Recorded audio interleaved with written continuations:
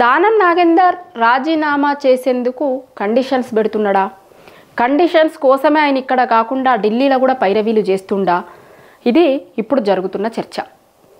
Party మారిండు Danam Nagender. Party మారిన ఎమ్మెల్యేల అనర్హత పిటిషన్ కోర్టులో ఉంది, మనకి తెలుసది.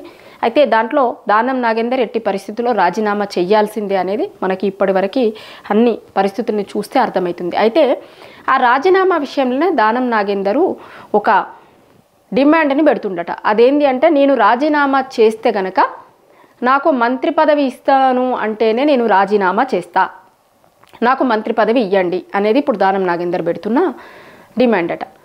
ఇప్పుడు కొన్ని మంత్రి పదవులు ఖాళీ ఉన్నాయి. మొన్న జూబ్లీహిల్స్ ఎన్నికల సందర్భంగా అజారుద్దీన్కి మంత్రి పదవి ఇచ్చిర్రు కదా, గట్లనే నాకు కూడా ఎన్నికలకు ముందే మంత్రి పదవి అనౌన్స్ చెయ్యిర్రి, చేసిన తర్వాత మంత్రి ఉప ఎన్నికలకి పోతే నేను మంత్రిగా ఉన్నా కదా మంత్రిని అనే దాన్ని చెప్పుకొని ఈజీగా బయటపడే అవకాశం ఉంటుంది. కాబట్టి నాకు ఎట్టి పరిస్థితుల్లో మంత్రి పదవి ఇవ్వాల్సిందే, మంత్రి పదవి హామీ ఇవ్వండి అని ఇక్కడ అడిగిండు.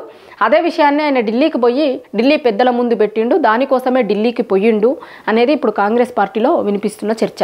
మరి ఈయన ఒత్తిడికి తలొగ్గి హైకమాండ్ ఈయనకి మంత్రి పదవి ఇస్తుందా ఇవ్వదా, ఏం జరుగుతుంది అనేది భవిష్యత్తులో తెలుస్తుంది.